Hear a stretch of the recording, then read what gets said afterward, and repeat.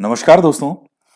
देखिए मित्रों, आज सेवन्थ क्लास की जो एनसीईआरटी है हिस्ट्री, उसका फोर्थ चैप्टर है मुगल साम्राज्य। तो बहुत ही अच्छा मैटर है, बहुत अच्छा कंटेंट है और बहुत ही आसान भाषा में समझाया हुआ है इसको। तो आज हम ये पढ़ेंगे। और जो हमारी लास्ट क्लास हुई थी उसमें आपको एक प्रश्न का जवाब देना है कि किस सुल्तान की, दिल्ली के किस सुल्तान की युद्ध भूमि में युद्ध करते हुए मृत्यु हुई थी। वो एक ही सुल्तान है, आप कमेंट करके बताइएगा। आपको लास्ट वीडियो में बताया था मैंने। तो आज हम आगे बढ़ते हैं और वीडियो को लाइक जरूर किया कीजिए, ज्यादा से ज्यादा शेयर भी करें। आज का जो चैप्टर है वो है मुगल साम्राज्य। तो लास्ट जो हमारी क्लास हुई थी वो थी सल्तनत काल से संबंधित, और सल्तनत काल के बाद में जो आता है वो है मुगल काल। आप जानते हैं कि 1526 में जो पानीपत का प्रथम युद्ध है, उस पानीपत के प्रथम युद्ध में बाबर और इब्राहिम लोदी दोनों के बीच युद्ध होता है और बाबर को उसमें विजय प्राप्त होती है।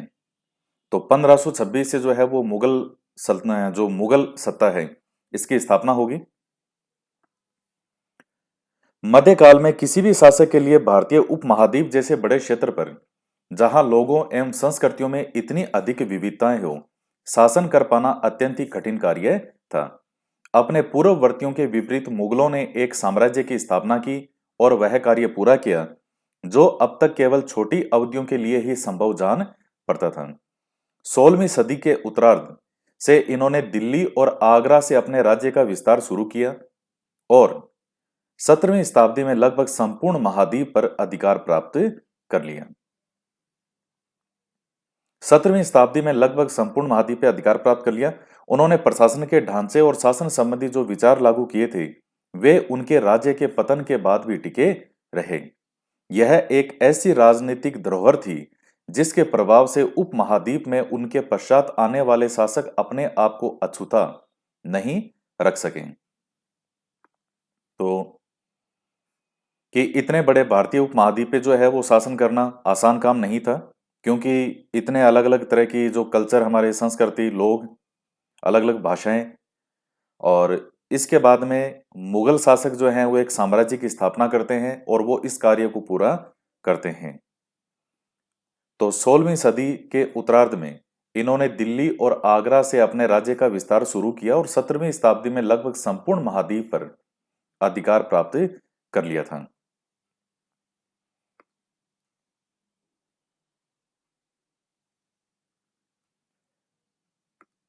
आज भारत के प्रधानमंत्री स्वतंत्रता दिवस पर मुगल शासकों के निवास स्थान दिल्ली के लाल किले की प्राचीर से राष्ट्र को संबोधित करते हैं। तो आज भी जो भारतीय प्रधानमंत्री झंडा फहराते हैं 15 अगस्त को, और जो संबोधन करते हैं देश को, वो कहां से करते हैं? दिल्ली के लाल किले से। तो ये दिल्ली का लाल किला है, ये देखिएगा। अब आगे आता है कि मुगल कौन थे। मुगल दो महान शासक वंशों के वंशज थे। माता की ओर से वे चीन और मध्य एशिया के मंगोल शासक चंगेज खान, जिसकी मृत्यु 1227 में हुई थी। यह लास्ट जो क्लास हुई थी आपकी सल्तनत काल वाली, मैंने आपको चंगेज खान का जन्म और उसकी मृत्यु कब होती है और भी चंगेज खान से जुड़ी हुई कुछ महत्वपूर्ण बातें बताई थी, के उत्तराधिकारी थे। पिता की ओर से वे ईरान, इराक और वर्तमान तुर्की के शासक तैमूर, जिसकी मृत्यु 1404 में हुई, के वंशज थे। तो माता की ओर से तो जो है ये किस वंशज थे? चंगेज खान की तरफ से। और पिता की ओर से जो है वो किस वंश थे? तैमूर के वंश की तरफ से। परंतु मुगल अपने को मुगल या मंगोल कहलवाना पसंद नहीं करते थे। ऐसा इसलिए था क्योंकि चंगेज खान से जुड़ी स्मृतियां सैकड़ों व्यक्तियों के नरसंहार से संबंधित थी। आपको भी मैंने बताया था लास्ट क्लास में कि चंगेज खान ने अपने उस समय धरती पर जितनी कुल जनसंख्या थी उसका 11% जनसंख्या चंगेज खान ने जो है वो समाप्त कर दी थी। तो यही स्मृतियां मुगलों के प्रतियोगी उज़्बेकों से भी संबंधित थी। दूसरी तरफ मुगल तैमूर के वंशज होने पर गर्व का अनुभव करते थे, ज्यादा इसलिए क्योंकि उनके इस महान पूर्वज ने 1398 में दिल्ली पर कब्जा कर लिया था। तो 1398 में जो तैमूर लंग का आक्रमण होता है, ये दिल्ली पर जब आप पढ़ते हैं तो ये जानकारियां आती हैं। तो उस समय तैमूर ने दिल्ली पर आक्रमण किया था 1398 में, और दिल्ली पर जो है वो एक कब्जा कर लेता है। तो अब आपसे एक क्वेश्चन पूछता हूं, यहाँ देखते हैं आपको इतिहास की कितनी जानकारी है। जब 1398 में तैमूर लंग यह आक्रमण करता है तो उस समय दिल्ली का सुल्तान कौन था? तो आपको अगर दिमाग में आया है तो ठीक है, नहीं तो मैं बता देता हूं, नासिरुद्दीन महमूद। और उस समय कौन सा वंश चल रहा था? तुगलक वंश। तो तुगलक वंश में जैसे मोहम्मद बिन तुगलक आ गया था, फिर ये आता है फिरोज तुगलक है, तो वैसे ही नासिरुद्दीन महमूद आता है, जो कि 1394 ईस्वी से लेकर के और 1412 तक रहता है। और उसके बाद में फिर 1414 के अंदर यहां किस वंश की स्थापना होगी? सैयद वंश की। और सैयद वंश कब से कब तक है? 1414 से लेकर के 51 तक। तो कौन माना जाता है संस्थापक सैयद वंश का? खिजर खान। हालांकि 1421 में इसकी मृत्यु हो गई थी। और ये जो है सेनापति था किसका? तैमूर लंग का। तो ये पॉइंट आप ध्यान में रखिएगा। और हालांकि इसने सुल्तान की उपाधि धारण नहीं की थी। किसने? इसने खिजर खान ने। उपाधि जो धारण की थी वो थी रेयत ए आला। तो अब देखिएगा चित्र 2, तैमूर, उसके उत्तराधिकारी और मुगल सम्राटों का एक लघु चित्र 1702 से 12। मध्य में तैमूर है, और यानी इसमें बनाया गया होगा, और उसके दाहिने और उसके पुत्र मिरन शाह हैं, जो कि प्रथम मुगल सम्राट बाबर का लकड़ दादा था। ये होते हैं दादाजी, परदादाजी, सरदादाजी, ऐसे करके लकड़ दादाजी। और उसके बाद अब्बू शेद, बाबर के दादा, तैमूर की बाई और सुल्तान मोहम्मद मिर्जा, बाबर के परदादा, और उमर शेख, जो कि बाबर के पिता हैं। तो ये वो चित्र है।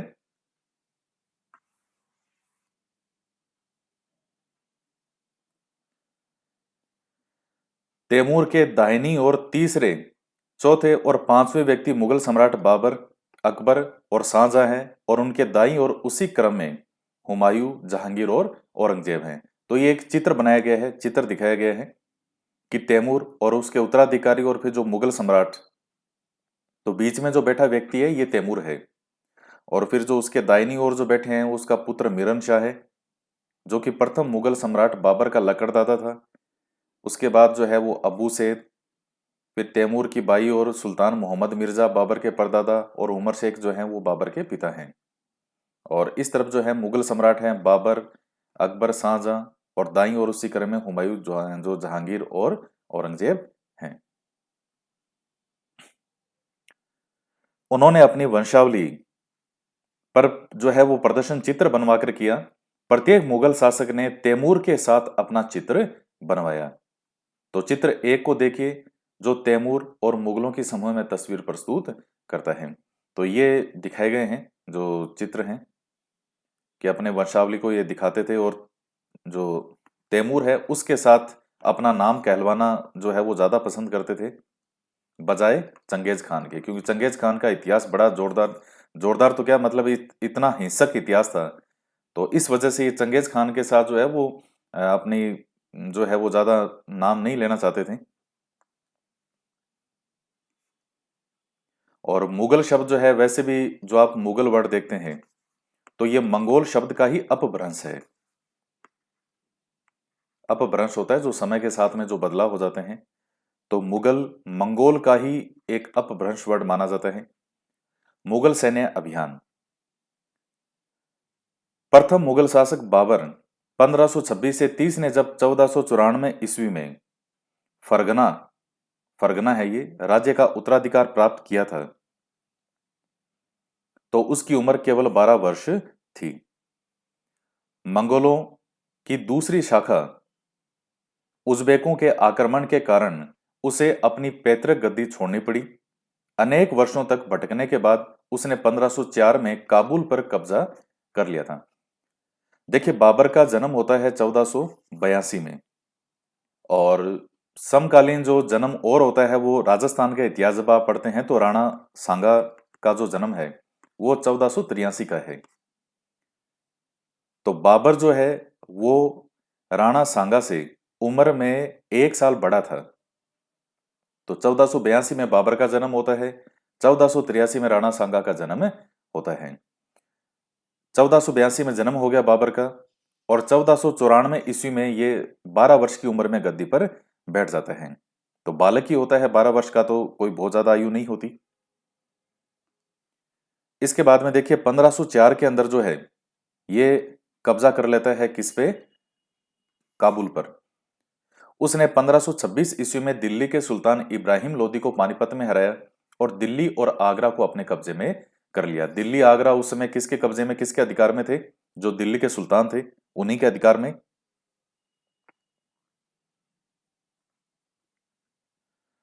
तालिका 1 में मुगलों के प्रमुख सैन्य अभियानों को दिखाया गया है, इसे ध्यान से पढ़िए। और क्या आप इस लंबे घटनाक्रम में कोई पुनरावृत्ति ढूंढ सकते हैं? उदाहरण के लिए आप ये गौर करेंगे कि अफगान मुगल सत्ता के लिए तात्कालिक खतरा थे। मुगलों और अहोम यह अध्याय 7 में आएगा, सिखों में अध्याय 8 और 10, मेवाड़ और मारवाड़ अध्याय 9 के संबंधों पर भी गौर करें, ये आगे आएंगे चैप्टर आपके। सफाविद ईरान से अकबर और हुमायूं के संबंधों में क्या अंतर था? क्या औरंगजेब के शासनकाल में गोलकुंडा और बीजापुर के अधिग्रहण से दक्कन में युद्ध का अंत हो पाया? तो ये सब चीजें जो है वो आपके आगे आएगी। यहाँ एक चित्र दिखाया गया है युद्ध का, कि मुगल फौज जो है वो अभियान पर है। चित्र 4 है, 16वीं शताब्दी के युद्धों में तोप और गोलीबारी का पहली बार इस्तेमाल हुआ। बाबर ने इनका पानीपत की पहली लड़ाई में प्रभावी ढंग से प्रयोग किया था। तो पहली बार जो तोपों का यहाँ प्रयोग होता है वो बाबर के समय माना जाता है। तो ये मुगल सत्ता से संबंधित जो है वो कुछ घटनाएं हैं। तो प्रमुख अभियान और घटनाएं। बाबर 1526 से 1530। तो ये बाबर, अब मुगल सत्ता यहाँ जो है वो स्थापित हो चुकी है, और अब यहाँ पर कि कैसे 1526 के बाद में, हालांकि देखिए भारत पर जो पहला आक्रमण होता है बाबर का, कि पहली बार भारत पर बाबर ने आक्रमण कब किया था, तो वो 1519 में करता है, भेरा और बाजौर पर। और ये जो स्थान है ये दोनों ही वर्तमान में है कहाँ पर? पाकिस्तान के पंजाब प्रांत में। पंजाब भारत के पास है, तो एक पंजाब उधर भी है पाकिस्तान में, तो वहां का जो पंजाब है वहां ये स्थान पड़ते हैं भेरा और बाजौर। और उस समय जो पाकिस्तान जो है वो भारत का ही हिस्सा है। ये लाहौर, ये सब नाम जो आप पढ़ते हैं 1947 तक ये भारत के अंतर्गत ही थे। तो पाकिस्तान जो है कोई अलग तो था नहीं। पाकिस्तान के ये लाहौर वगैरह ये क्षेत्र जो हैं ये भारत के ही हिस्से माने जाते थे। 1526 में पानीपत के मैदान में इब्राहिम लोदी और उसके अफगान समर्थकों को यह पराजित करता है। 1527 में खानवा में राणा सांगा राजपूत राजाओं और उनके समर्थकों को हराया। 1528 में चंदेरी में मेदिनी राय जो है उसको पराजित करता है। ये राजपूत जो है कौन से हैं? मुख्य रूप से मेदिनी राय के बारे में जो है वो बात की गई है। और 1529 का एक युद्ध और है, वो यहाँ नहीं लिखा हुआ है। घाघरा का युद्ध होता है वो किसके बीच में? बाबर और महमूद लोदी के बीच में। इब्राहिम लोदी का जो कि छोटा भाई है।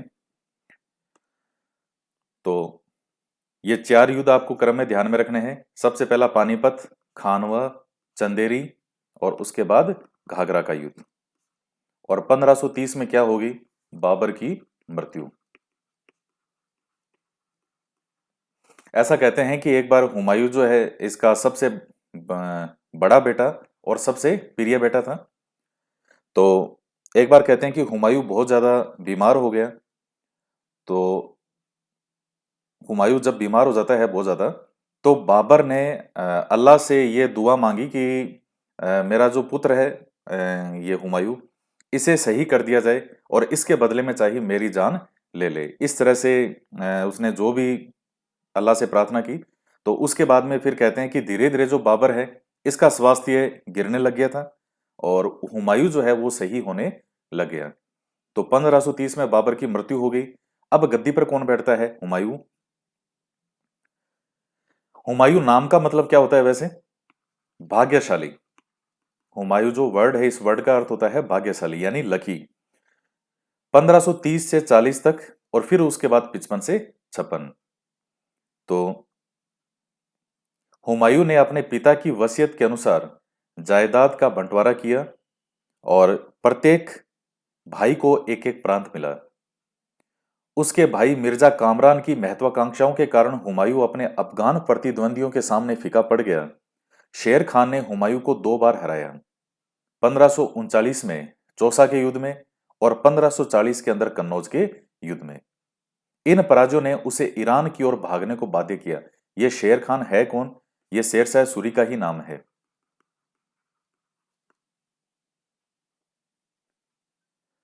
ईरान में हुमायूं ने सफाविद शाह की मदद ली। उसने 1555 में दिल्ली पर पुनः कब्जा कर लिया, परंतु अगले वर्ष इस इमारत में एक दुर्घटना में उसकी मृत्यु हो गई।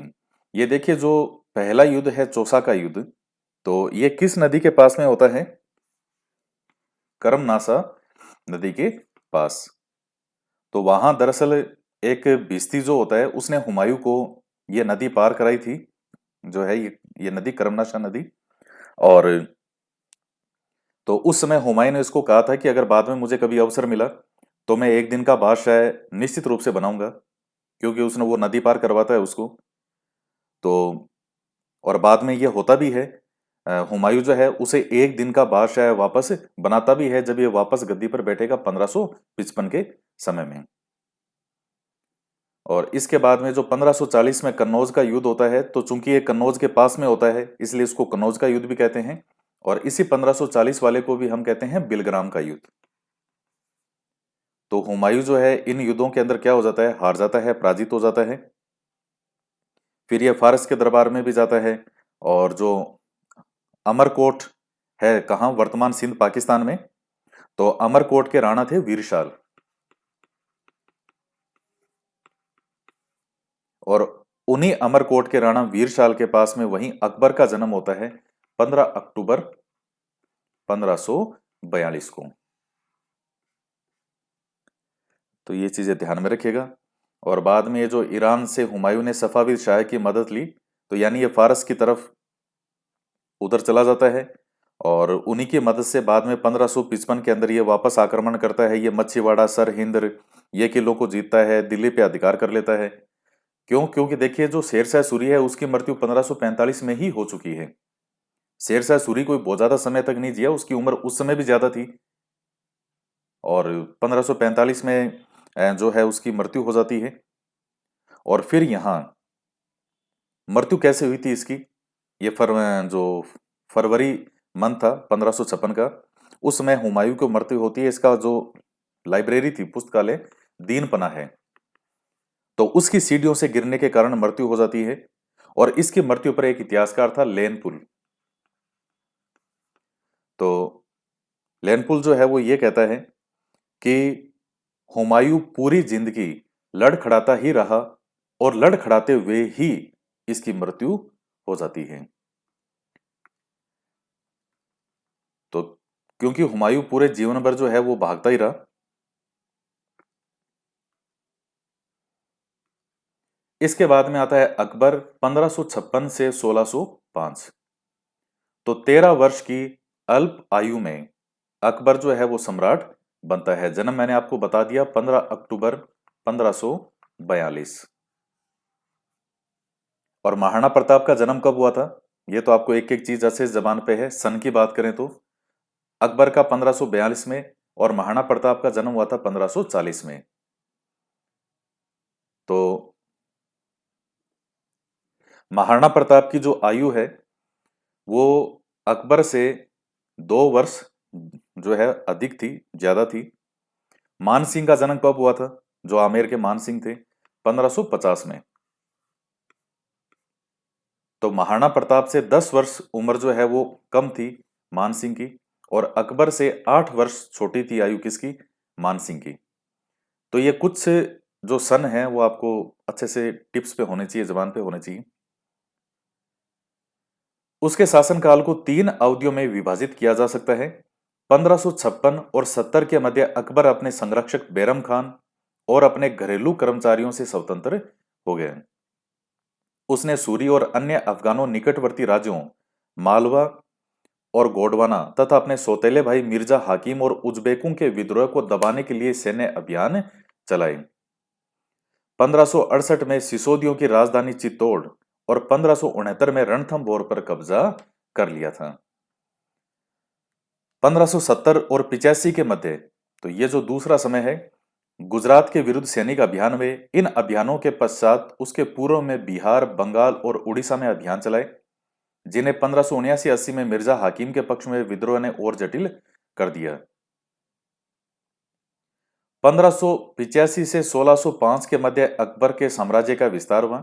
उत्तर पश्चिम में अभियान चलाए गए, सफाविदों को हराकर कांधार पर कब्जा किया और कश्मीर को भी जोड़ लिया। मिर्जा हाकिम की मृत्यु के पश्चात काबुल को भी उसने अपने राज्य में मिला लिया। मिर्जा हाकिम की मृत्यु के पश्चात मिला लिया दक्कन में अभियानों की शुरुआत हुई और बरार, खानदेश और अहमदनगर के कुछ हिस्सों को भी उसने अपने राज्य में मिला लिया। अपने शासन के अंतिम वर्षों में अकबर की सत्ता राजकुमार सलीम के विद्रोहों के कारण लड़खड़ाई और यही सलीम आगे चल करके और सम्राट जहांगीर कहलाया। तो देखिए, जब अकबर गद्दी पर बैठता है 1556 में, तो आपको पता है कि आयु जो है उस समय अकबर की क्या थी, 13 वर्ष थी। और संरक्षक जो है इसका कौन था उस समय, बैरम खान। तो शुरू में जो है अकबर का जो है वो इसको बना दिया जो है सम्राट, और 1560 तक जो है वो बैरम खान का प्रभाव रहता है।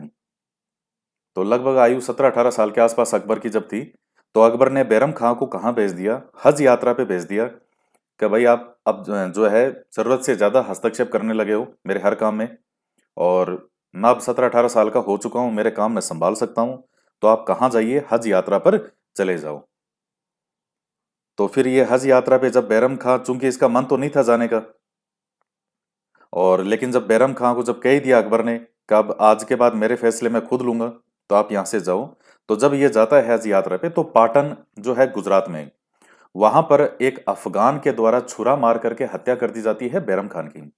कोई पहले होगी किसी से कोई बात जो, तो जब उसको मौका मिला होगा अफगान को कि अब तो इसके पास कोई सत्ता वगैरह भी नहीं है, तो जब वहां से निकल रहा था तो अफगान जो है वो छुरा मार करके कोई हत्या कर देता है।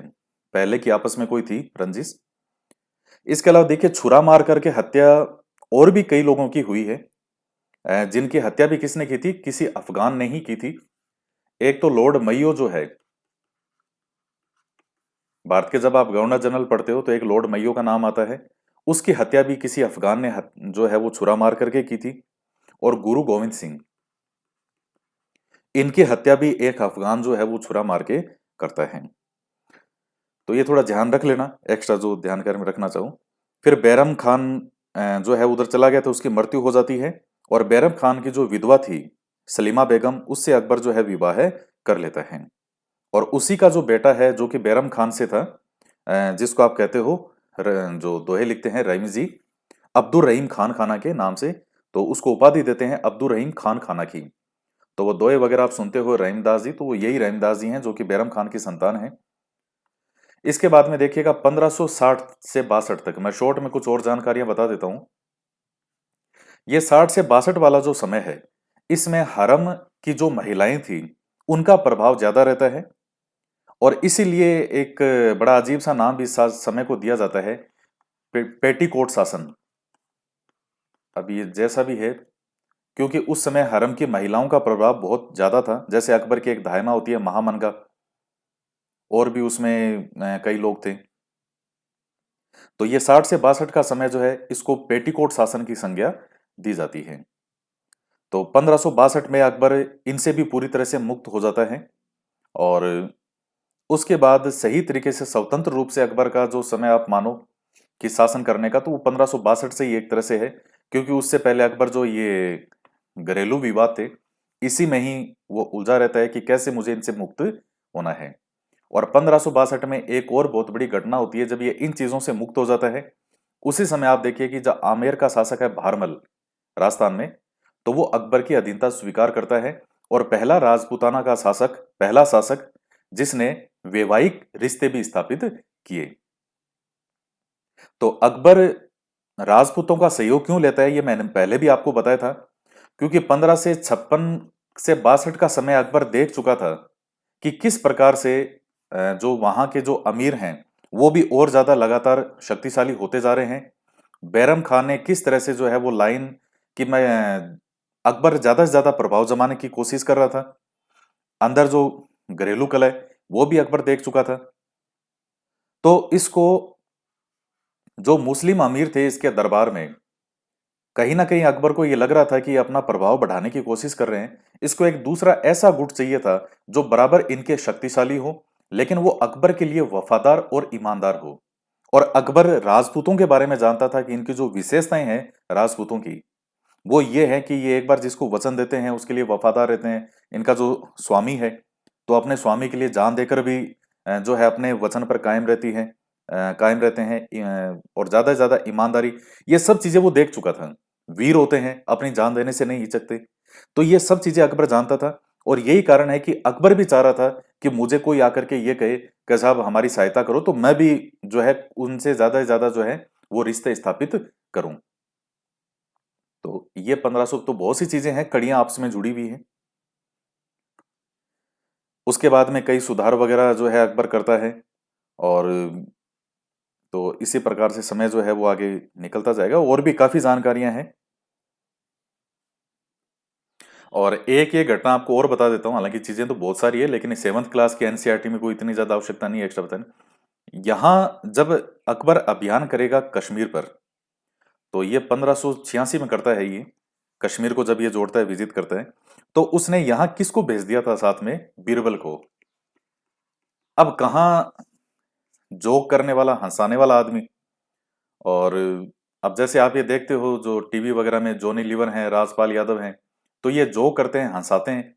अब एक हंसाने वाले, जोक सुनाने वाले आदमी को आप कहाँ युद्ध करने पे भेज दिया उसको। और बीरबल की जो है इसमें मृत्यु हो जाती है। और उसके बाद अकबर जितना रोया होगा बीरबल के लिए, तो शायद ही किसी और इंसान के लिए वो इतना रोया होगा जितना बीरबल के लिए रोया था। क्योंकि बीरबल से वो हमेशा हंसी मजाक करता ही रहता था वो। और अब जब बीरबल की मृत्यु होगी तो बाद में कहते हैं कि ये बहुत ज्यादा अकबर को दुख हुआ गया, यार मैंने इसको भेजा ही क्यों। तो बहुत सी किस्से कहानियां हैं, जितना आप पढ़ोगे कभी खुले, एकदम ओपनली जब पूरा इतिहास पढ़ते हैं, डिटेल में जब पढ़ते हैं, तो इतनी बातें हैं। हर चीज के बारे में आपको पढ़ना चाहिए। अच्छी बुक्स, ऑथेंटिक किताबें जब आप पढ़ते हो तो कितनी चीजें निकल निकल के सामने आती है हर चीज के बारे में। तो इतने किस्से कहानियां हैं पूरे इतिहास में, क्योंकि ये समय किस्से कहानियों का है। 1206 से किस्से कहानियां शुरू होती है और ये चलती रहती है 1947 तक। जहांगीर ने अकबर के सैन्य अभियान को आगे बढ़ाया। मेवाड़ के सिसोदिया शासक अमर सिंह ने मुगलों की सेवा स्वीकार की। आप जानते हैं 1615 में जो मेवाड़ मुगल संधि हो जाती है और मेवाड़ मुगलों की अधीनता स्वीकार कर लेता है। इसके बाद सिख, अहोम और अहमदनगर के खिलाफ भी अभियान चलाए, जो पूर्णतः सफल नहीं हुए। जहांगीर के शासन के अंतिम वर्षों में राजकुमार खुर्रम, जो कि बाद में सम्राट शाहजहां कहलाया, ने विद्रोह कर दिया। जहांगीर की पत्नी नूर जहां ने शाहजहां को हाशिए पर धकेलने के प्रयास किए, लेकिन वो असफल रहती हैं। तो ये जो है जहांगीर जो है ये सैन्य अभियानों को आगे बढ़ाने की कोशिश करता है, लेकिन जहांगीर की रुचि इतनी युद्ध वगैरह में थी नहीं। और उसको भी वैसे भी किन चीजों में शौक था बनाने का, जो चित्र वगैरह, पेंटिंग का बहुत ज्यादा शौक था इसको। और नशा भी बहुत ज्यादा करता था ये, अफीम और ये इस तरह के नशे। और इसके समय नूरजहां का प्रभाव बहुत ज्यादा था, जिसका नाम जो था वो था मेहरुनिसा। तो मेहरुनिसा के पापा कौन थे? एतमादुद्दौला था, जिसको गयास बेग भी कहते थे। माँ थी, कौन थी मेहरुनिसा की? अस्मत बेगम, जिसने इत्र का आविष्कार किया था। भाई था आसिफ खान। विवाह इसने पहले किससे किया था? अली कुली बेग से किया था। और चूंकि ये देखिए सुंदर तो थी बहुत ज्यादा नूरजहां, और जहांगीर शुरू से ही इस नूरजहां से विवाह करना चाहता था, लेकिन अकबर ने वो विवाह होने नहीं दिया जब तक अकबर जीवित रहा। कि तुम इतने बड़े राजकुमार हो, हिंदुस्तान का भविष्य, और तुम कह रहे हो कि मैं, चूंकि ये कोई बहुत ज्यादा इसकी नहीं थी पोस्ट, जो फादर थे, पिताजी थे, तो कहा एक तुम इससे विवाह करोगे, ये चीज मैं तो जो है मुझे पसंद नहीं। तो विवाह अकबर ने होने नहीं दिया, और उस समय विवाह नहीं होता है। अकबर की मृत्यु हो गई। उसके बाद जहांगीर ने इसको बहुत बोलने का प्रयास किया था नूरजहां को कि तुम मेरे से शादी कर लो। नूरजहां कहती नहीं साहब, मेरी तो शादी हो चुकी है। किससे? का अली कुली बेग से। जहांगीर बहुत टाइम समझाने का प्रयास करता है कि प्लीज उससे दूर हो जाओ और प्लीज मेरे से शादी कर लो। नूरजहां कहती है कि नहीं। फिर मनाया कि प्लीज मेरे से शादी कर लो, वो कहती है नहीं। तो लास्ट में जहांगीर ने उसके पति को अली कुली बेग को मरवा दिया, उसकी हत्या करवा दी। और फिर 1611 के अंदर ये नूरजहां से विवाह करता है।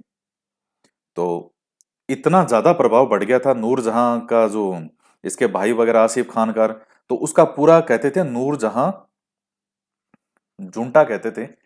नूरजहां जुंटा मतलब जो पूरा ग्रुप था 1611 से 1622 तक। आप एक तरह से ये मान लीजिए कि जहांगीर का कोई प्रभाव ही नहीं है उस समय तक। और जो नूरजहां ये था जुंटा, यानी ग्रुप जो था उसमें कौन कौन थे इसके? इसकी माँ, इसके भाई, पिता, और ये सब जो थे इसमें। और इसके अलावा जो अकबर का वो बना हुआ है मकबरा सिकंदरा में, आगरा के बिल्कुल पास है। सिकंदरा एक देखिए दौसा में भी पड़ता है, वो सिकंदरा नहीं। ये सिकंदरा जो है वो आगरा के पास वाला जो है। तो यहाँ पर इसने जहांगीर ने क्या किया था, अकबर के मकबरे का निर्माण करवाया था। तो जो मुगल शासक हैं उनके मकबरे तो आपको याद होना चाहिए। जैसे बाबर का जो मकबरा बना हुआ है वो है काबुल में। और बाबर के बाद जो है वो कौन आता है? हुमायूं। तो हुमायूं का मकबरा बना हुआ है दिल्ली में, जो कि बनाया था किसने? हाजी बेगम ने, अकबर के समय। अकबर का मकबरा है कहाँ? सिकंदरा में। और इसके अलावा जहांगीर का मकबरा कहाँ बना हुआ है? शाहदरा, जो कि कहाँ पर है? लाहौर में। शाहजहां जो है इसका मकबरा बना हुआ है आगरा में, जो ताज है वहां। और औरंगजेब का मकबरा बना हुआ है औरंगाबाद, महाराष्ट्र। तो ये कई चीजें हैं।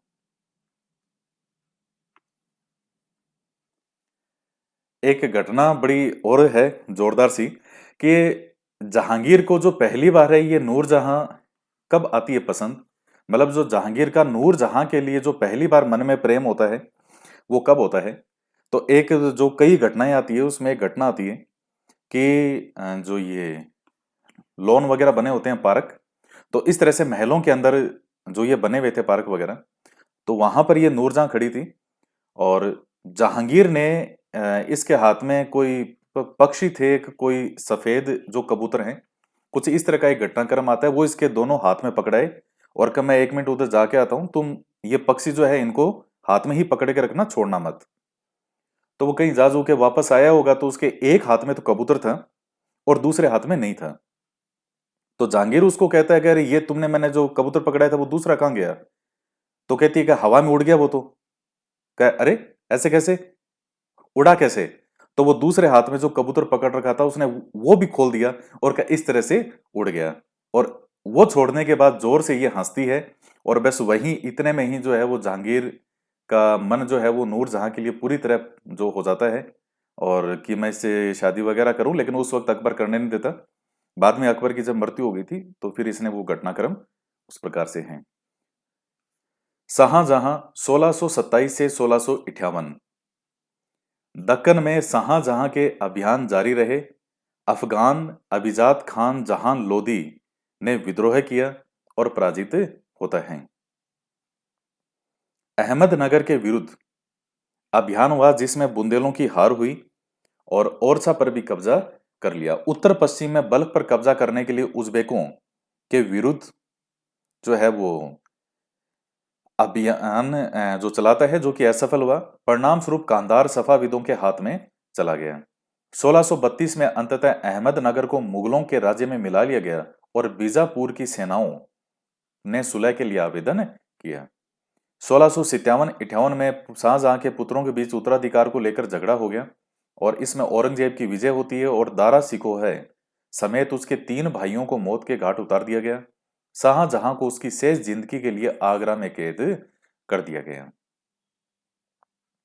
तो जो आगरा का किला है वहां का, और जो ताजमहल है जो कि शाहजहां ने बनवाया है, तो जहां पर कैद किया गया था इसको, शाहजहां को, वहां से बिल्कुल सामने इसको ताजमहल हमेशा दिखता था। मतलब जहां जिस जगह कैद किया गया था, तो वहां बिल्कुल उसको सामने देखता रहता था ये, कि मैंने ये ताज बनवाया था, और आज मेरी हालत है कि मुझे कहाँ इसने एक जगह बंद करके रख रखा है। तो ये जो है इस वीडियो लेक्चर में हम इतना ही पढ़ेंगे, और बाकी जो है आगे और औरंगजेब के बारे में इतना हो रहा है ये भी पढ़ लेते हैं, फिर आगे और जो है वो नेक्स्ट क्लास में पढ़ेंगे। 1658 से 1707। 1663 ईस्वी में उत्तर पूर्व में अहोमों की पराजय हुई, परंतु उन्होंने 1680 में पुनः विद्रोह कर दिया। उत्तर पश्चिम में यूसुफजई और सिखों के विरुद्ध अभियानों को अस्थायी सफलता मिली। मारवाड़ के राठौड़ राजपूतों ने मुगलों के खिलाफ विद्रोह किया। इसका कारण था उनकी आंतरिक राजनीति और उत्तराधिकार के मसलों में मुगलों का हस्तक्षेप। मराठा सरदार शिवाजी के विरुद्ध मुगल अभियान प्रारंभ में सफल रहे, परंतु औरंगजेब ने शिवाजी का अपमान किया और शिवाजी आगरा स्थित मुगल कैद खाने से भाग निकले।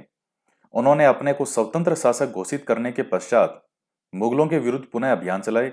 राजकुमार अकबर ने औरंगजेब के विरुद्ध विद्रोह किया, जिसमें उसे मराठों और दक्कन की सल्तनत का सहयोग मिला। अंततः वह सफाविद ईरान भाग गया। अकबर के विद्रोह के पश्चात औरंगजेब ने दक्कन के शासकों के विरुद्ध सेनाएं भेजी। 1685 में बीजापुर और 87 में गोलकुंडा के को मुगलों ने अपने राज्य में मिला लिया। 1698 में औरंगजेब ने दक्कन में मराठों जो कि छापामार पत्ती का उपयोग कर रहे थे के विरुद्ध अभियान का प्रबंध स्वयं किया। औरंगजेब को उत्तर भारत में सिखों, जाटों और सतनामियों, उत्तर पूर्व में अहोमों और दक्कन में मराठों के विद्रोह का सामना करना पड़ा। उसकी मृत्यु के पश्चात जो है वो उत्तराधिकार का युद्ध जो है वो शुरू हो जाता है। तो अभी जो है इसमें इतना ही, और बाकी जैसे और भी काफी जानकारी है औरंगजेब के बारे में भी, कि जो औरंगजेब जो है ये एकमात्र मुगल ऐसा था जिसमें किसी भी प्रकार का नशा नहीं था। ये कोई भी नशा नहीं करता था। जीवन इसका जो स्वयं का जीवन है वो बहुत ही ज्यादा साधारण जीवन था, और ऐसा कहते हैं कि जो कुरान है उसकी प्रतिलिपियां लिख करके और टोपियां बना करके ये अपने जीवन का निर्वाह करता था। तो सबसे ज्यादा हिंदू मनसबदार जो किसके समय थे, तो औरंगजेब के समय थे, लगभग 33% के आसपास। सबसे ज्यादा मुगल साम्राज्य का जो विस्तार होता है वो किसके समय हुआ था, औरंगजेब के समय। लेकिन इसकी जो नीतियां थी, धार्मिक नीतियां, वो इस तरह की थी कि औरंगजेब के समय ही, हालांकि विस्तार होता है औरंगजेब के समय, लेकिन वो धीरे धीरे उन नीतियों ने जो है वो इस तरह से करना शुरू किया कि मुगल साम्राज्य अंदर ही अंदर जो है वो खोखला होता गया। और उसके बाद में फिर 1707 में औरंगजेब की मृत्यु हो जाएगी। इसके बाद बनेगा बहादुर शाह फर्स्ट, जिसकी मृत्यु हो जाएगी 12 में, 1707 से 12 तक बनेगा वो। और उसके बाद तो पूरी तरह एक तरह से ना के बराबरी रहा मुगल साम्राज्य, आयर गए इस प्रकार से। तो और भी काफी चीजें हैं। औरंगजेब ने जो है औरंगाबाद में बीबी का मकबरा बनाया था, जिसको ताजमहल की भोंडी नकल भी कहा जाता है। तो और भी काफी चीजें हैं।